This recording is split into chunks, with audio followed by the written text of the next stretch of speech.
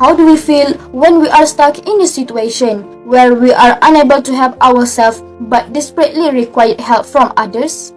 What if we beg for help yet no one responds? What if we are the one who needs help but we are also the one who are to blame? What if seeking help is a mistake? This is the voice that rape and sexual harassment victims hear all the time. Many victims keep silence because they are worried that the society will judge them. People are always blaming the victim rather than the criminal. The victim will continue to be blamed by society because in their eyes, the victim is the cause of all crime in the world. They are unconcerned about the victim's feelings and trauma. All of society's hatred will drive the victim to commit suicide because they believe there is no reason to live. My name is Puteri Aida Nazeeha Binti Rahim, and today I would like to pursue everyone to stop blaming women for the way they dress.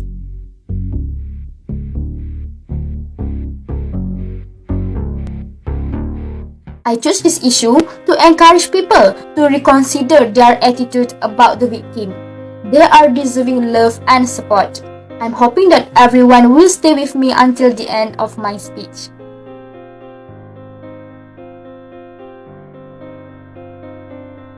Culture of blaming the victim has existed since the beginning of time, and the same problem still exists now, in which society blames the victim since the victim in their judgment is the cause of the crime.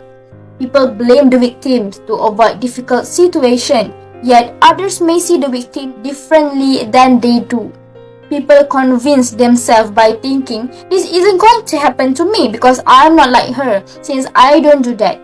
We need to educate people on why this is a bad reaction.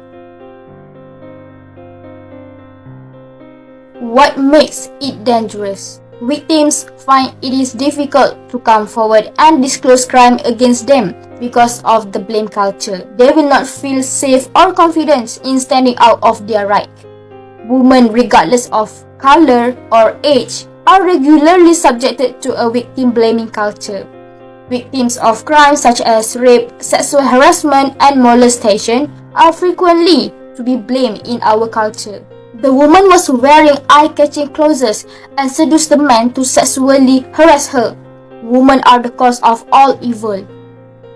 This statement assumes that the victim is equally responsible for the crime, while in fact the attacker makes a clear choice. By adopting victim-blaming attitude, society encourages more criminals to commit crimes such as rape, perversion, and sexual assault on others, knowing that they will not be blamed. In today's world, fashion is everywhere. With the passing year, different types and styles of clothes have been made. Everyone has the right to dress whichever they want. Women dress up for themselves, for example, wearing stylish and neatly to work, giving off a great vibe and make a pleasant day. Men, on the other hand, think otherwise. Men believe that women dress up in order to attract and seduce them. Men, not women, are to be blamed in this case because they are unable to control their dirty talk about women. This is criminality in the workplace, school, office, and everywhere because of this group of people. I read on Quora website about a woman named Pia share her work experience as she was wearing a pencil skirt.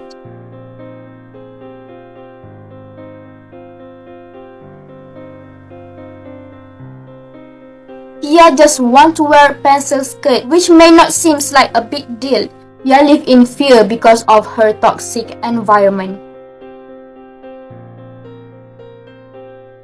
Men still rape and sexually harass women whether or not they are dressed. Muslims, on the other hand, are required by their religion to wear clothing that cover the entire body and the exception of a few parts that are stated in Kitab Al-Quran. It is different from other religions. They have no restriction on how they dress like Muslim, but they all must adhere to the government dress code in certain situations, including school, work, and any occasion. However, if we look closely, we can see that dress code was created specifically for women, with only a few for men. The focus of dress code is on women dress modestly because if they don't, it will distract men attention to them and ladies will be subjected to unwanted touching by men. The women's dress code encourages a rape culture in which women are not only blamed on how they dress but also send the message there is something wrong with them simply by being a woman. Despite the fact that women obey the rules, men continue to harass them. For example, Ain Husniza, a 17-year-old girl, was subjected to sexual harassment by her school teacher, who made a dirty joke about her body type and how a photo of her wearing a long-sleeve shirt became a challenge for men who fast during Ramadan. During the incident, his teacher made the dirty joke at school, in which Ain is wearing a school uniform just like any other student.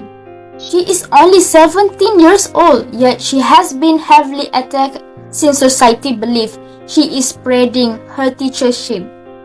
If we think rationally, she is a victim and her teacher is a predator. But why? But why do people support the teacher's dignity more than Ain's? Victim will always be victim. Crime is still a crime.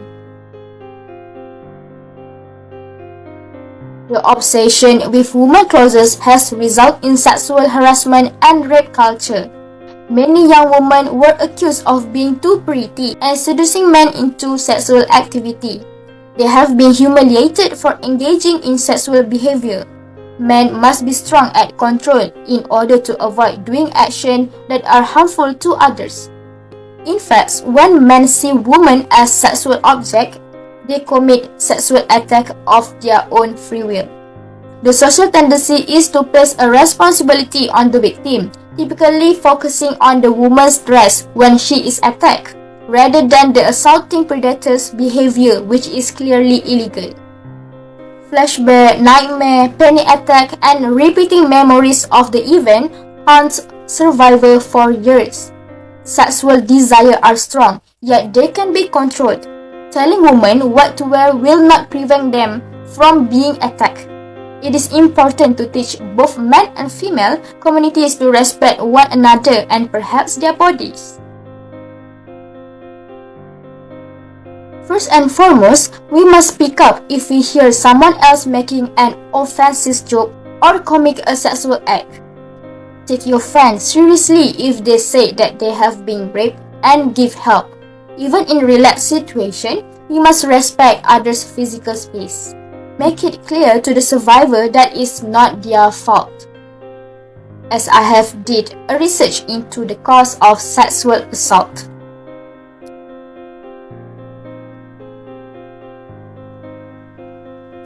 There is no other reason than the rapist itself. Nothing can change the fact that crime is still a crime. Hold criminals responsible for their crime. Don't let them make excuse for their action by blaming the victim, drinking, or drugs. Always show support to the victim, since we all know the most victims have lost hope in life and are traumatized by the presence of others. No one deserves to be physically, verbally, or sexually abused regardless of their behavior. In fact, blaming the victim for the violence is a tactic for manipulating the victims and others.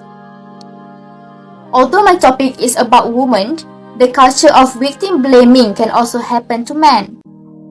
We need to help each other as a society regardless of gender if something bad happened. The victim of sexual assault is never the wrong person. Before I end my speech, I hope that everyone can open their mind to the fact that woman dress is her choice. No one wants or deserves to be attacked in this way. Sexual assault occurs whenever someone is forced to have sex against their will, regardless of whether they resisted or say no. Rape and sexual harassment are serious offenses. By blaming the victim for how they dress, they are basically supporting the crime, which will continue to grow day by day. If you blame the rape victim because her clothes were provocative, you must also blame the bank that was robbed because its content were provocative. Thank you and bye-bye.